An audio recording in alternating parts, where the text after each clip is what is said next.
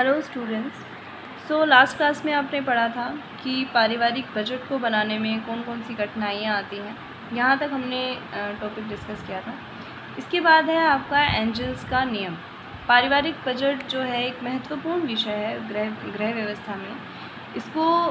इसके लिए समय समय पर बहुत सारे अर्थशास्त्रियों ने, समाजशास्त्रियों ने कुछ नियम दिए हैं। तो यहाँ पर हम पढ़ रहे हैं एंजल्स का नियम, जो डॉक्टर अर्नेस्ट एंजल्स ने 1857 ईस्वी में दिया था। डॉक्टर अर्नेस्ट एंजल्स ने पूरी सामाजिक व्यवस्था को 3 वर्गों में विभाजित किया था: निम्न वर्ग, मध्यम वर्ग और उच्च वर्ग। यानी कि इन्होंने इनको इनकी आय के हिसाब से निर्धारित किया था।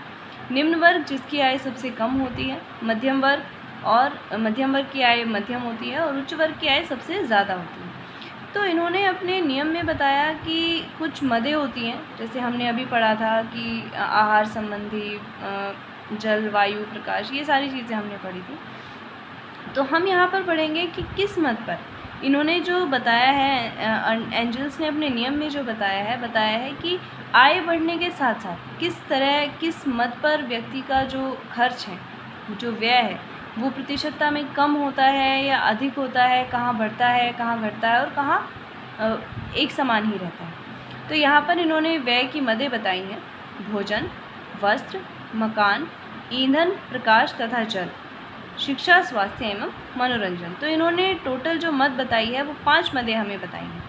व्यय की 5 मदें हैं और इन्होंने 3 वर्गों में बांटा है पूरे सामाजिक व्यवस्था को: निम्न वर्ग, मध्यम वर्ग और उच्च वर्ग। तो निम्न वर्ग की आमदनी सबसे कम होती है। इन्होंने कहा है कि निम्न वर्ग के जो लोग होते हैं वो भोजन पर पूरे 60%, अपनी आय का 60%, ठीक है, यहाँ पर हमें ध्यान रखना है कि अपनी आय का 60% वो खर्च करते हैं। मध्यम वर्ग के परिवार जो होते हैं वो अपनी आय का, संपूर्ण आय का 55% खर्च करते हैं और उच्च वर्ग जो होते हैं वो अपनी आय का 50% अपनी भोजन कीमत पर खर्च करते हैं। ऐसे ही इन्होंने बताया है कि वस्त्र जो है, वस्त्रों पर निम्न वर्ग 18% खर्च करते हैं, मध्यम वर्ग भी 18% खर्च करते हैं और उच्च वर्ग भी 18%। यानी कि इनके अनुसार भोजन की जो मद है उसमें प्रतिशतता घटती जाती है, यानी कि आय के हिसाब से उनकी प्रतिशत जो है वो घटता जाता है। और वस्त्र पर जो है वो सभी लोग लगभग समान प्रतिशत अपना व्यय करते हैं। इसके बाद मकान पर भी इनके हिसाब से तीनों में प्रतिशतता जो है वो बराबर है। तीनों वर्ग जो है वो 12% अपने आवास के रखरखाव में हो या फिर उसका किराया देने हो। ईंधन, प्रकाश तथा जल, इस पर तीनों जो वर्ग है वो 5-5% समान रूप से खर्च करते हैं। शिक्षा, स्वास्थ्य और मनोरंजन में इनके हिसाब से निम्न वर्ग के लोग 5% खर्च कर पाते हैं, मध्यम वर्ग के 10% खर्च करते हैं और उच्च वर्ग के 15%। तो अगर हम यहाँ पर देखें कि अर्नेस्ट एंजल के नियम के हिसाब से सिर्फ भोजन, शिक्षा, स्वास्थ्य और मनोरंजन, ये दो मदें हैं जिन पर खर्च या तो घट रहा है या तो बढ़ रहा है। बाकी वस्त्र, मकान, ईंधन, प्रकाश तथा जल पर जो मदें हैं, जो प्रतिशतता है, वो हमेशा समान रहती है।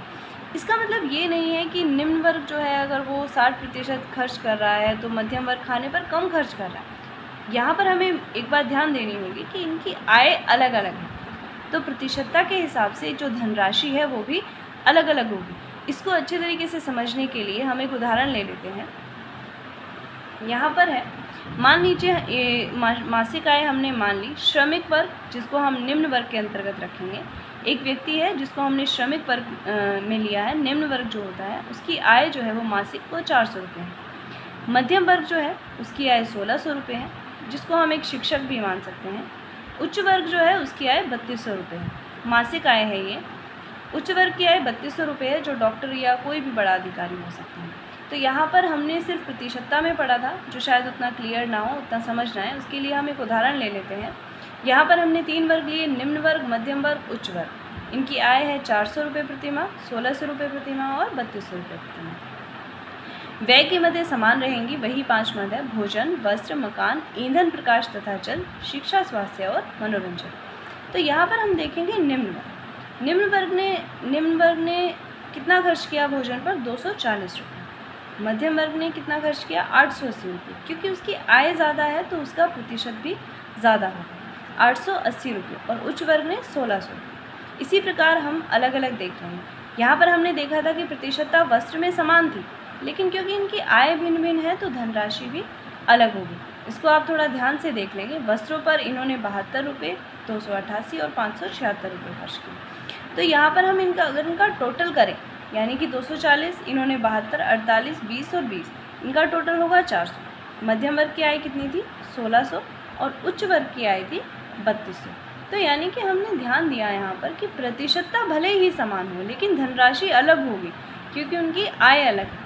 यहाँ पर जो धनराशि है वो तीनों की अलग अलग है, तो प्रतिशतता भले ही समान हो, जो धनराशि होगी वो अलग अलग होगी। यानी कि इन्होंने अगर 60% खर्च किया तो वो 400 का 60%।